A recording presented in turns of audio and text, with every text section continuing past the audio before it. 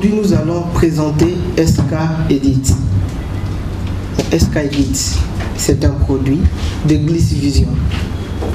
Gliss Vision, c'est un centre de nouvelles technologies qui est spécialisé en tout ce qui est multimédia et communication via le web. Donc, nous sommes dans tout ce qui est programmation informatique, création d'applications de gestion, montage vidéo, reportage, documentaire. Mais aujourd'hui, nous serons plus basés sur la programmation informatique dont nous allons vous présenter SK-Edit. Il est vrai, parmi nous ici, personne ne peut ignorer l'importance d'avoir un site web. Mais le vrai problème, c'est les concepts. Parfois, on nous dit un site web statique, un site web dynamique. Souvent, les concepts posent problème. Oui, il est vrai qu'il y a un site web statique. C'est un site qui se présente tel que conçu. Et mettre à jour un site web statique, ça demande beaucoup plus de connaissances en programmation informatique. Or, contrairement au site web dynamique, c'est un site web qui passe par un système de gestion de contenu. Et ce système-là va vous permettre à mettre à jour avec toute facilité votre site. Et aujourd'hui, il y a plusieurs systèmes de gestion de contenu qui existent depuis des années. Ce qui est vrai, la tâche de gérer un site web par un webmaster, soit par un utilisateur, avec le gestionnaire de contenu, vraiment c'est déjà simplifié. Imaginez vous êtes une chaîne de télévision, soit vous êtes une fondation. Je donne le cas de la fondation Charles Kisolo Kiele, représentée par son président qui est là. Vous avez des informations vraiment qu'il faut insérer dans les sites. Vous n'êtes pas avec votre webmaster. Avec un site web dynamique, vous-même vous avez la possibilité d'insérer déjà la publication dans les sites. Et le vrai problème, le système doit être simple à utiliser et simple à gérer. C'est pourquoi nous avons conçu SK-Edit. SK-Edit qui est un simple système de gestion de contenu qui vous facilite la création et la gestion des sites web en temps réel. Aujourd'hui, avec SK-Edit, vous avez la possibilité de gérer votre site depuis n'importe quel support connecté sur Internet, depuis l'ordinateur, tablette, smartphone, n'importe quel support. Mais si on peut vous parler de l'origine de SK-Edit, oui, c'est le fruit des efforts depuis des 2 ans qu'on a fournis ensemble avec ceux qui nous soutiennent pour que nous puissions mettre à la disposition du grand public l'outil qui va faciliter. On a ciblé beaucoup plus 3 points. Premièrement, SK-Edit facilite la conversion, donc convertir de templates statiques en dynamique. C'est-à-dire pour ceux qui ont des sites web statiques, avec SK-Edit, on a la possibilité de convertir votre site web statique en dynamique et ça vous donne la possibilité de gérer avec beaucoup plus de facilité. Il y a encore la création de projets dynamiques avec des modèles uniques. Le vrai problème qu'on a connu avec des gestionnaires de contenu qu'on utilisait avant, c'était beaucoup plus la création de modèles uniques. D'ailleurs, c'est là l'origine de SK-Edit. On va parler tout de suite sur ça. Exemple, il y a un monsieur qui veut développer un projet, il vous donne les directives que je veux que mon projet se présente comme ça. Avec les anciens systèmes de gestion de contenu, vous devez parcourir des modèles préexistants et vous devez ajuster votre projet par rapport à ces modèles. Mais avec SK-Edit, on a donné la possibilité aux programmeurs.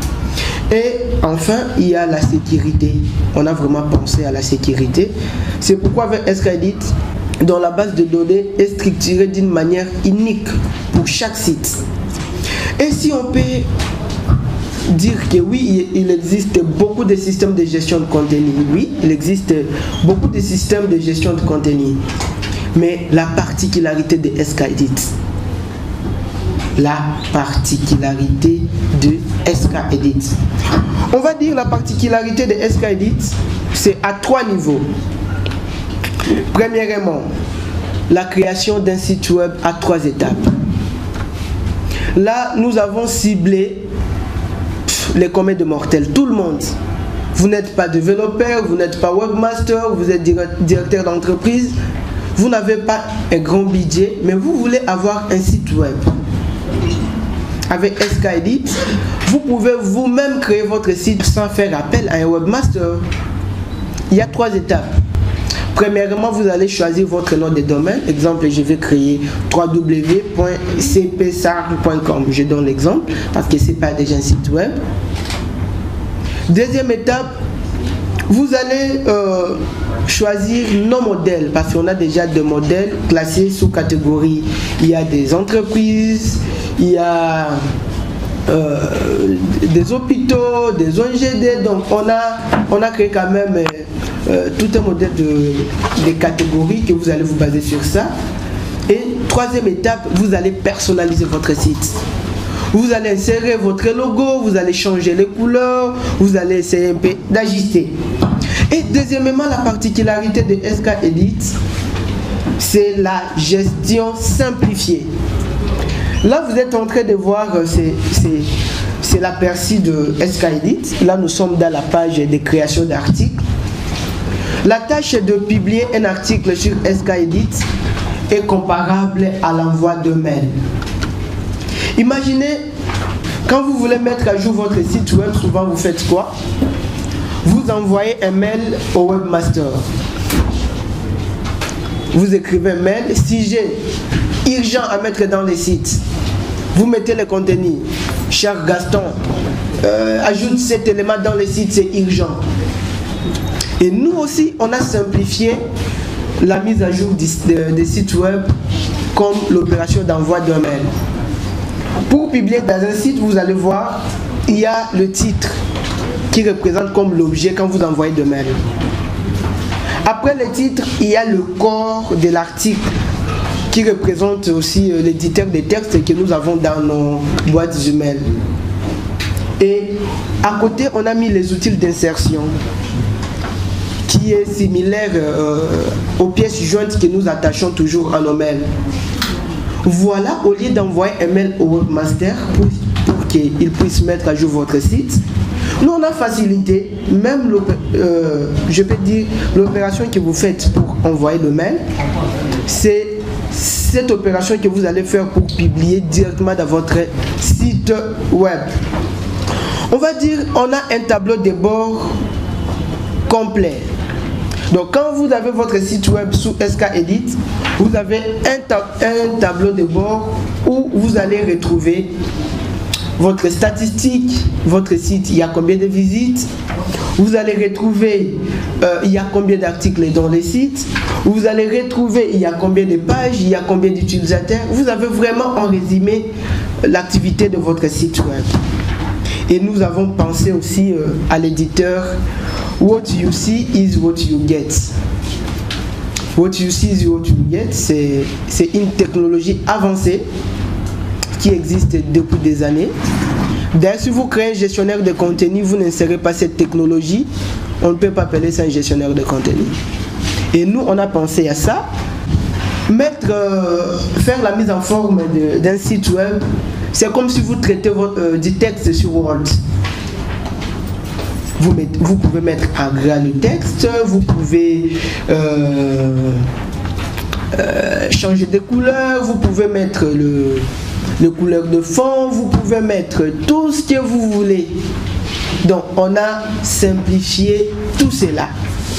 Et il y a vraiment beaucoup plus de particularités sur SKEdit, où on peut même dire qu'il y a la gestion multi-utilisateur. C'est quoi? Vous êtes une fondation, une chaîne de télévision, vous avez 10 journalistes.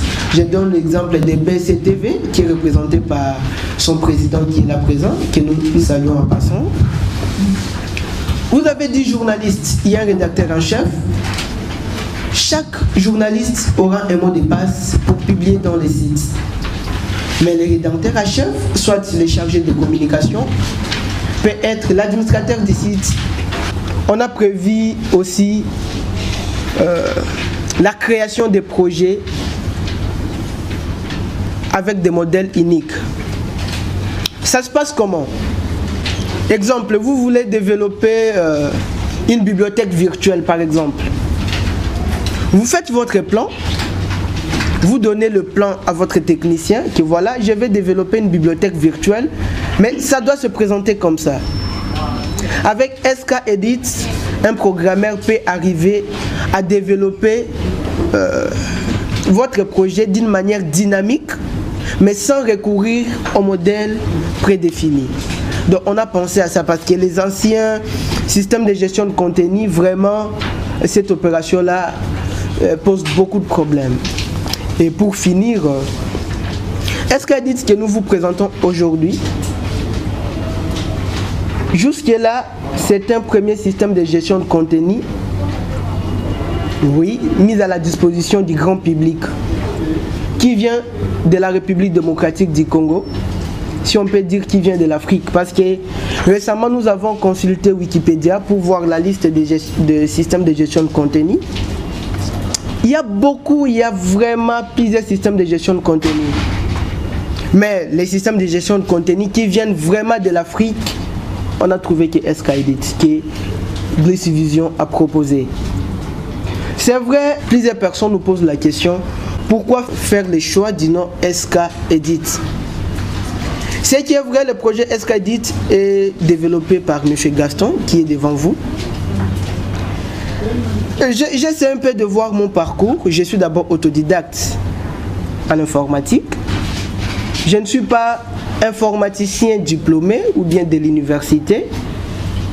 Au niveau des études, moi j'ai fait la biologie. Mon niveau c'est un diplômé d'État. Je n'ai pas fait l'université jusque-là. Mais aujourd'hui, nous avons arrivé à concevoir tout un gestionnaire de contenu.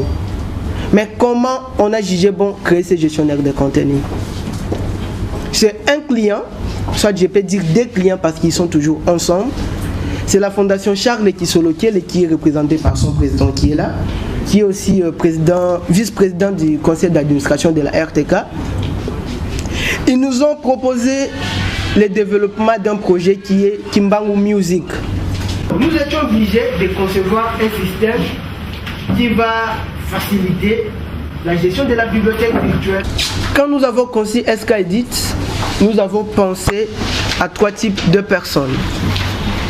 Premièrement, nous avons pensé aux programmeurs qui sont déjà habitués à créer des sites web.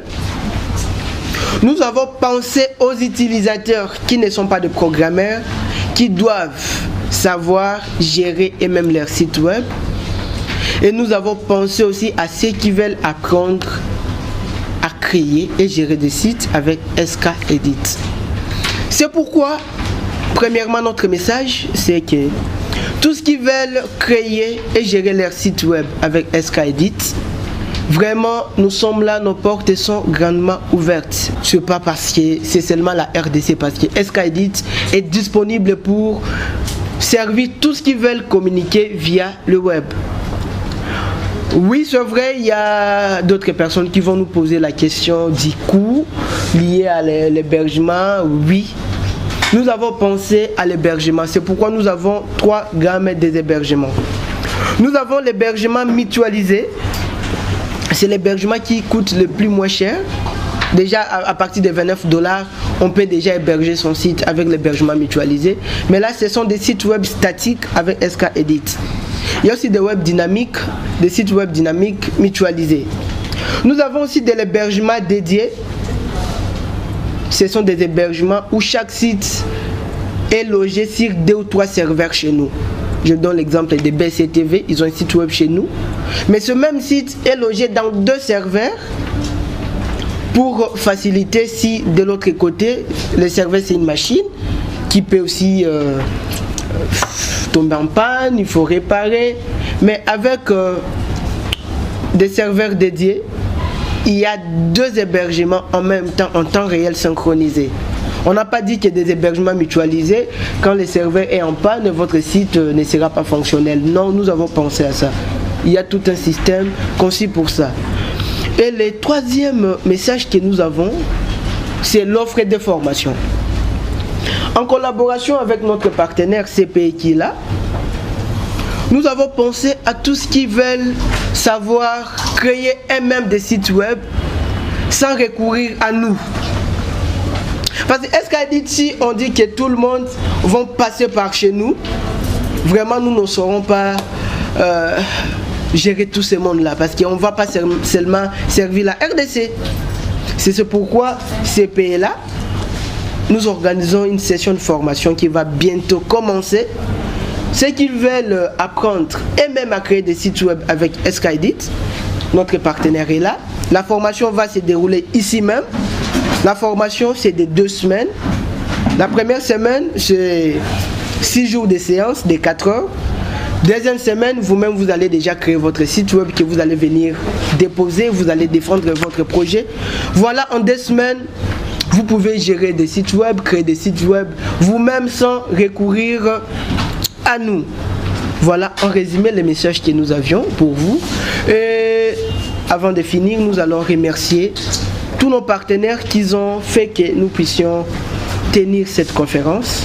Il y a CP qui est là, notre collaborateur. Il y a la Fondation Charles Kisolo qui est là. Il y a Biocotech qui va d'ailleurs témoigner tout à l'heure là. Il y a Kin24, il y a la RTGA qui est là. Il y a BCTV, j'ai déjà parlé de BCTV, il y a l'orchestre symphonique et kimbangiste qui nous a accompagnés. Vraiment, nous avons beaucoup de partenaires où je ne sais pas si nous allons arriver à citer tout le monde, parce que chez nous, chaque client est unique et spécial et chaque client est partenaire chez nous. Imaginez BCTV, hier c'était un client, mais aujourd'hui c'est un partenaire. CP, hier c'était un client, aujourd'hui c'est un partenaire. Kin24, hier c'est un client, aujourd'hui c'est un partenaire. De même vous, aujourd'hui vous pouvez être nos clients et demain vous serez nos partenaires. Je pense que c'est par là que nous mettons fin à notre présentation et nous vous remercions. Alors,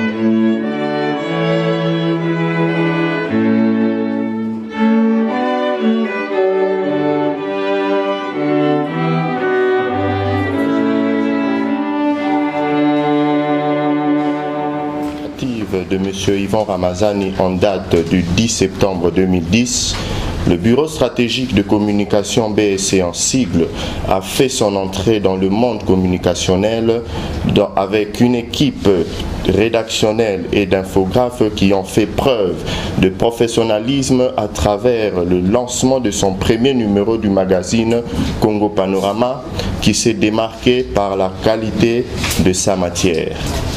Un mois plus tard, l'audiovisuel fut lancé à travers des émissions telles que Vérité des faits, un magazine basé sur les faits marquant la politique et différents domaines de la vie nationale et internationale. Puis sont venus les programmes Sisabidimbu, À nous le Congo, Tosangela Bango et tant d'autres. Rajoutons aussi que l'infographie au sein du BSC a connu une croissance remarquable avec la réalisation et la production d'accessoires de visibilité d'entreprises publiques et étatiques, des affiches et panneaux, particulièrement à Kinshasa et en province, des conceptions et créa de logos tels que le célèbre Made in Congo pour soutenir la campagne Consommons congolais. 6 ans après, Cette entreprise qui ne cesse de grandir voit naître la chaîne de télévision BSC TV en juillet 2016. Cette chaîne, actuellement captée sur le bouquet Orao Télécom, sur le canal 12 en Amérique du Nord et du Sud, ainsi qu'en Europe sur le canal 31 et bientôt en clair. Notons aussi la création du site www.bsctv.info que l'entreprise SK Edit a eu le professionnalisme de propulser au plus haut niveau en un temps éclair.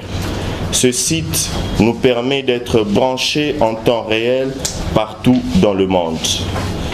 Cette montée fulgurante de BSC TV force l'admiration aussi bien de professionnels du secteur que de téléspectateurs qui ne cessent de nous le témoigner à travers différents canaux de communication dans les réseaux sociaux.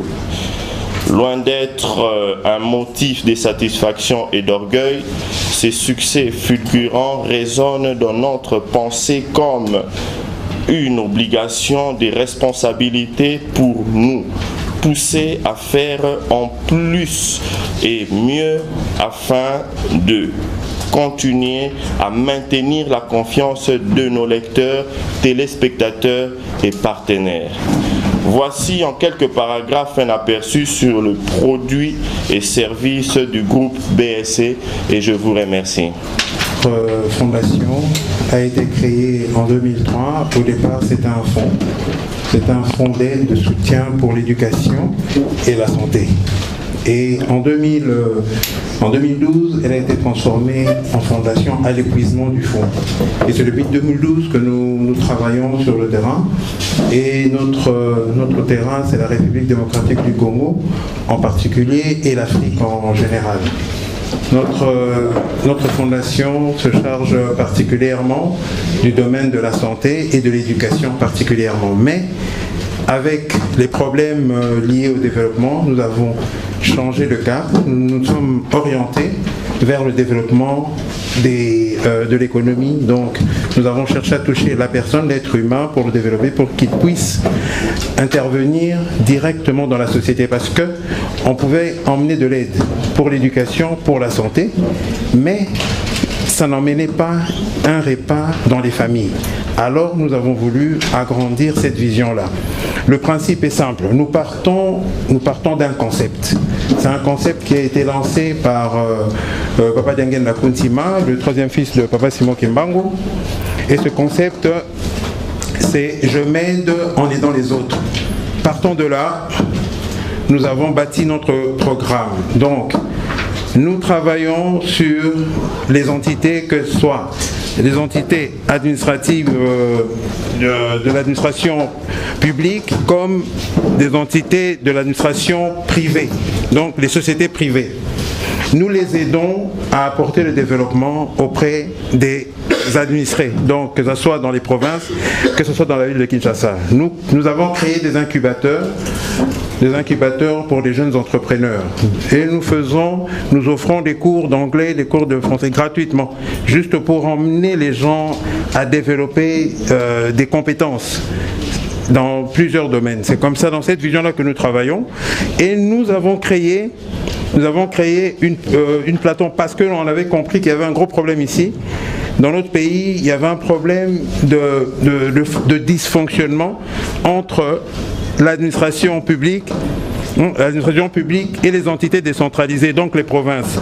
Ce dysfonctionnement-là nous a emmenés à créer une plateforme économique, et nous travaillons spécialement avec des entreprises qui nous font confiance à l'extérieur du pays, et nous essayons de les emmener, mais au lieu de les emmener vers le gouvernement central, nous les emmenons vers les entités décentralisées, les provinces, pour emmener le développement directement vers les provinces et non vers le gouvernement. Donc c'est ça la vision que nous essayons de d'emmener, et je pense même que c'est dans cette vision-là que, quand nous avons effectué un voyage dans la province orientale, l'ancienne province orientale, c'est là où, parmi les jeunes kimbanguistes, nous avons croisé M. Gaston, et quand il nous a expliqué son concept, évidemment, ça cadrait vraiment avec la vision qu'on avait.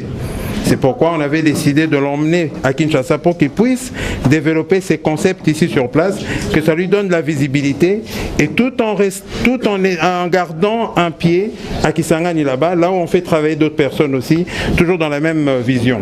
C'est à peu près ça la vision de la fondation. À notre actif, nous avons la création des écoles, comme à Kisangani, comme ici au plateau de Bateke, et comme nous sommes en train de développer ici à Kingasani, à Bouma, nous sommes en train de créer des écoles. Notre objectif pour l'éducation, c'est d'emmener l'école gratuite au Congo, que ce ne soit pas un concept, mais que ce soit une réalité sur le terrain. Que nos enfants apprennent gratuitement à l'école, qu'on leur donne des uniformes, qu'on leur donne des ordinateurs, qu'on leur donne une éducation gratuite. C'est ça notre objectif, et nous voulons aussi en même temps emmener le développement par l'agriculture, par on touche à tous les domaines de développement, on touche. On veut juste que l'être humain, le Congolais, soit le centre de toutes choses. Que le Congolais, l'être humain, devienne le principal objectif pour tout le monde. On veut que tout le monde se développe, qu'on soit digne, parce que nous avons vécu très longtemps à l'étranger. Moi, j'ai vécu en France, et puis j'ai terminé au Canada. J'ai vu comment ça fonctionne là-bas, je vois comment les efforts sont faits pour que les gens, l'être humain, même les besoins les plus basiques soient comblés. On voit comment ça fonctionne. Alors ça nous fait mal de voir ce qui se passe dans nos pays. On veut qu'aujourd'hui, que les gens puissent se tenir debout et dire que oui, je veux rentrer à Kinshasa comme nous l'avons fait. On a laissé le travail qu'on avait là-bas. Je suis venu pour animer la fondation. Donc c'est ça qu'on veut, qu'on reprenne notre dignité. Et la fondation travaille activement pour atteindre ce but-là. Nous nous sommes fixés 10 ans de fonctionnement pour que nous arrivions à relever, à apporter une goutte, ne fût-ce qu'une goutte qui va révolutionner notre milieu. Donc c'est ça notre objectif, et nous bataillons dans ça. Et nous demandons évidemment le support de tout le monde. Ceux qui veulent participer, ceux qui veulent accompagner dans cette aventure-là la fondation, on peut adhérer, on peut être membre, les accompagner dans les actions, et nous aussi, évidemment, on ouvre la possibilité aux gens qui viennent dans notre plateforme d'entreprise dont Glitch Vision fait partie. Nous ouvrons aussi nos portes à ce genre d'entreprises qui veulent travailler avec nous pour le développement. Merci d'abord, M. Gaston, parce qu'il a un petit souci au fond de lui. Je peux vous rassurer que les meilleurs informaticiens ne sont pas des diplômés. J'ai toujours dit aux étudiants, pour conduire une voiture, ça ne demande pas un diplôme. C'est d'abord l'intuition et aimer ce que tu veux faire. C'est un début de quelque chose. Je crois que ça intéresse tout le monde. Si ça ne nous intéresse pas, on n'allait pas être là. Je voulais juste rajouter quelque chose par rapport à ce qu'on appelle les BIC. La logique de départ, quand nous avons commencé la communication, c'était pour présenter quand même un Congo positif. Parce qu'on a l'habitude souvent d'être complexé, de croire que c'est ailleurs où ça se passe bien qu'ici. C'est pour cela nous avons commencé avec les émissions comme Sisabedimbo, pour montrer des routes, pour montrer que chez nous quand même ça change. Je peux parler aux jeunes qui sont ici. On peut être mieux qu'au Congo.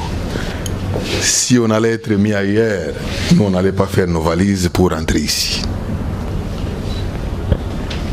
Et je peux dire aux jeunes, le modèle à suivre, c'est le modèle de Gaston. Quand on sort de zéro, on se crée soi-même, on se fait un nom, peut-être vous ne vous rendez pas compte de ce qu'il a créé, qui n'existait pas et qui va rester. Parce que le souci d'un homme, c'est s'immortaliser. Ce n'est pas passé. Aujourd'hui, je suis en face de la famille de Simon Kimbangu. C'est ici où vous négligez peut-être cette façon dont Simon Kimbangu en a agi pour le Congo. Si à son temps-là, il était accompagné, on allait même se développer mieux qu'aujourd'hui. Hein? Parce qu'on nous a ôté de notre valeur par la colonisation. Et si on est en costume, on se sent mieux qu'être en boubou. Hein? Alors, pourquoi je fais maintenant la télé? Je fais la télé, c'est pour le même but. C'est présenter le Congo et l'histoire du Congo dans ses facettes. Ce n'est pas pour me faire l'argent. L'argent, on a le plateau de Bateke, on peut toujours en faire beaucoup. Parce que nous sommes moins présentés et même représentés au niveau international et pour le niveau des réseaux sociaux. Monsieur Gaston, félicitations, et je pense que décomplexe-toi de diplôme. C'est une présomption de connaissance. Et vous pouvez même être mieux qu'un docteur à thèse. Je te remercie.